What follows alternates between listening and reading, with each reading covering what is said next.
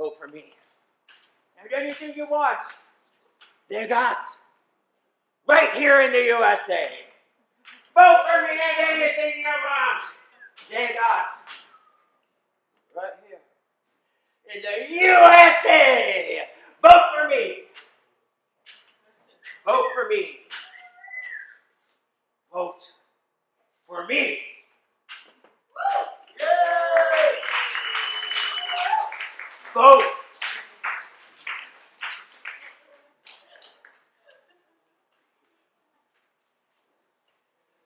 Yeah, I think he's got a lot going for him, especially this election cycle, no?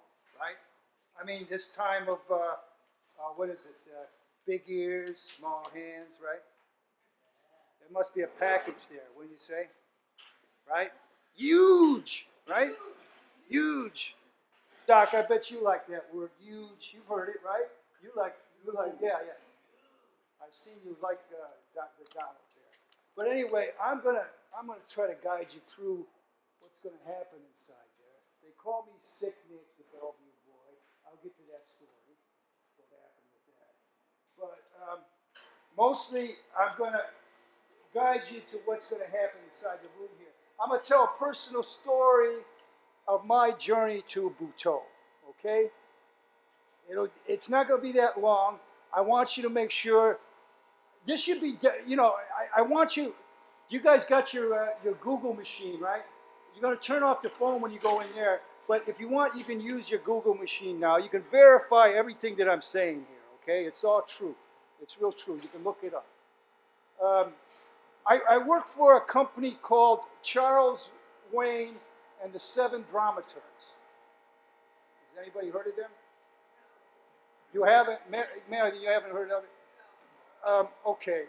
I'm telling you, that's why I wish you had the Google machine. But it's a very important operation. The 7 Dramaturgs, you've heard of all the war, the pestilence, the refugee problem and everything. The 7 Dramaturgs are in control of that. Not in control of it, they maneuver it in different ways. They dramaturg it, basically, right? And, Charles Wayne, well, it's sort of, remember that show, Charlie's Angels? It's sort of like that. It's just a voice, right? Just a voice, and the angels are there, but there's no, but not really like that. Just Charles Wayne and 7 Dramaturgs. So, how I became this human, I'm basically, my field of study is human geography, and they've put me to work. I ride the subway as you see me right here, and I do my study within this. I find that what they're looking for are the enzymes of change.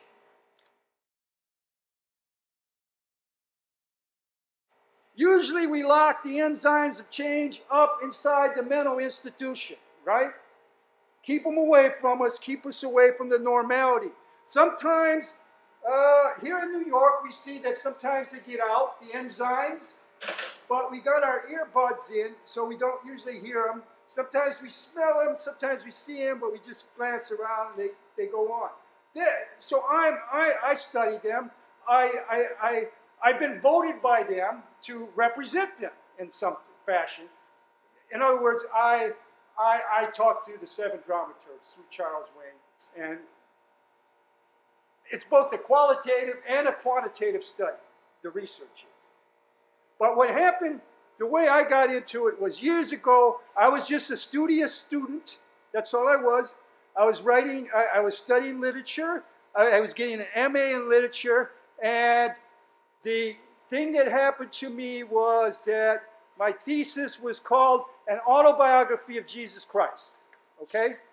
That was the name of my thesis, 3 professors who were reading it, they didn't believe. I told them that I couldn't finish this thing until I was 33 years old, because that was the time that supposedly Jesus Christ died, right? Or until I died or was crucified. So I couldn't finish it, but they said it had to be finished. And so I was in a real dilemma, and I was stuck there. I couldn't finish it. Remember now, it's an autobiography, not the autobiography. There's a difference there. One would be a pretty crazy guy who would write the autobiography. I had explained this many times. This was the 3-minute manifesto for an Uncle Sam on stilts. You know, Dick Ziegen wrote that. He might be crazy. This is not the only manifesto. I could say, spend more time on the bench. You don't have to say beach, right? You can say all kinds of words. That's not the manifesto. It's a manifesto. Like an autobiography, a manifesto, like an autobiography. Jesus. Anyway, I got to the point, there was a little, but you know, they say you got to finish it, and it was in spring, same time it is now here. You know, they have Lent, Catholics have Lent. I'm a last Catholic, so I don't do Lent, but what I do is I was giving up shaving for Lent. So I had a beard like this. And Lent was very early that year. I'm going to tell you, it was very, like this year, it was in March. They wanted me to complete it. It was March, Easter was March 26th. No, do you guys know what a golden birthday is? What your golden birthday is? That's the year you were born, right? Say, I was born on March 26th, right? So my golden birthday is when I'm 26. Can you believe all the shit that was coming down at the same time on me? I mean, an autobiography of Jesus Christ. It's March 26th, Easter's coming up. And at the same time, there was a little theater group. I guess they were called, you know, La Mama, right? They were called themselves El Papa. I guess they were trying to be the Papa of the Mama, right? Or the Mamas of the Papa. Anyway, they were El Papa, and they were doing a Yeats chamber play called The Resurrection, right? And they had an audition. I'd never been on stage before, but I said, The Resurrection. Yeats. I was studying literature. I knew Yeats. I said, okay, I'm going to go. I walked in, and I said, I've come to read for the resurrection. And, you know, I had my beard. And they cast me as Jesus Christ. It was just a little walk-in part.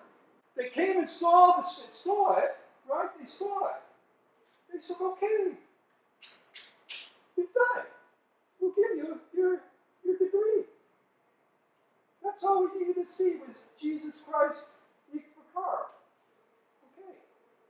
But now I was stuck without anything to write. I thought this was going to take my whole life, or until the time I died, or, you know. So now I don't have anything to write.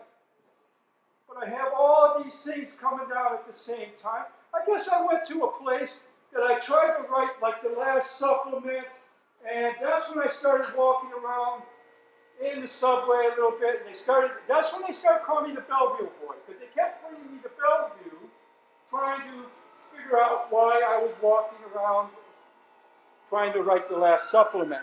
Eventually what happened was they cheated. I could escape all the time. As you see, I have escaped from someplace just now. I don't know exactly where it was, but I could escape, but they cheated. What they did was they gave me a drug, okay? And all of a sudden, the drug, you know, started acting on me funny.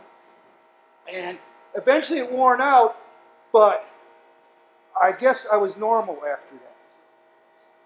I didn't have to write anything. I wasn't trying to write the last supplement anymore.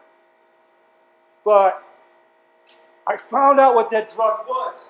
And when I looked it up, they had experimented with the drug on spiders. And they put the drug on the spiders, and the spiders would build the same web, right?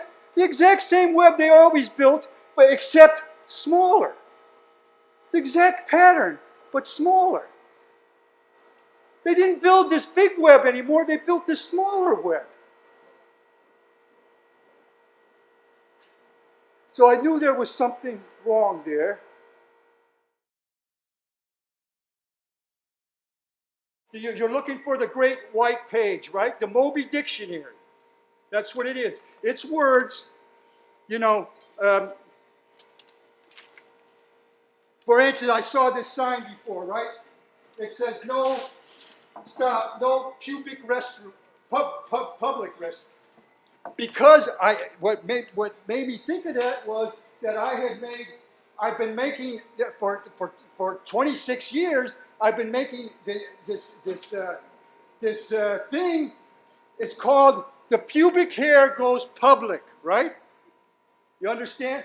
And well, you're laughing, but listen, it makes sense because what it is, you take the word public, right?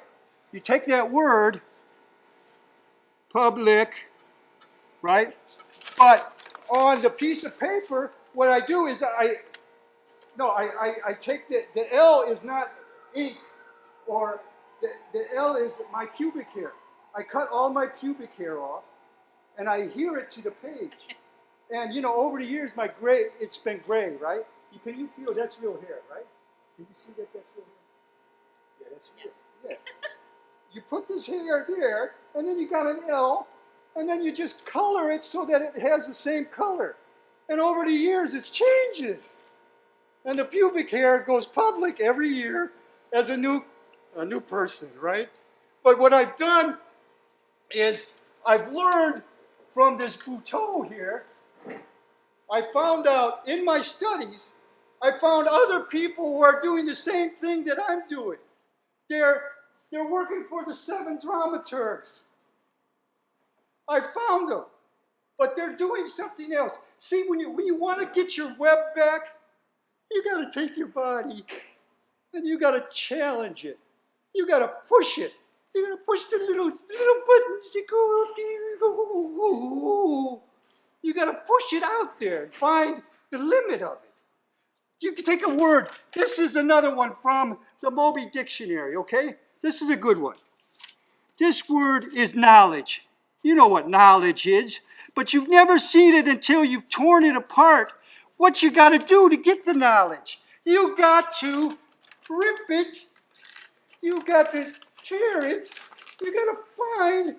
This is a body of knowledge. You got to go to the ledge of the edge of knowledge. That's where you got to go. You got to go to the edge of the ledge of knowledge. You don't want to jump to a conclusion. No, don't do that. You go to the edge of knowledge. You push. You know, I should stop now because this is not. I want you guys to see this show in here. These are it's some body rituals, some exploration, looking for this expansion. There are human curiosities in here we need you to look at. So the maxim here is, the sideshow maxim is, you got to see it to believe it, but really you got to believe it to see it. So come on in. Come on and see it.